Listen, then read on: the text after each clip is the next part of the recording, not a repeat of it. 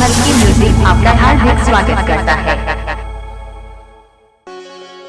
हरी डमरी माँ सुवा बोले मैना मजूर गोरिया में जरूर तोला देखा तारे। हिमल की म्यूजिक आपका हार्दिक स्वागत करता है।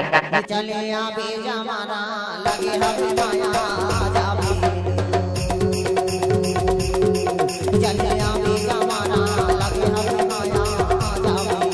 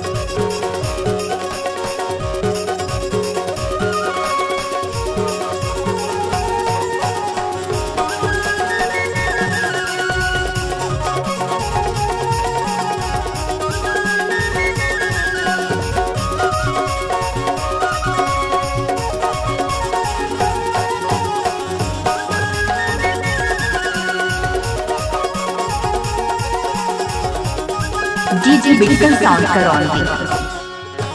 सूरज की उगती चंदा की बुड़ती,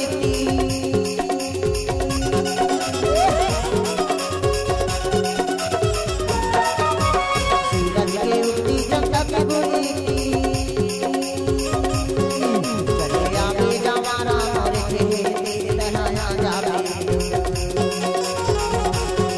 चले आवे जमाना और खेत लहराया जावे।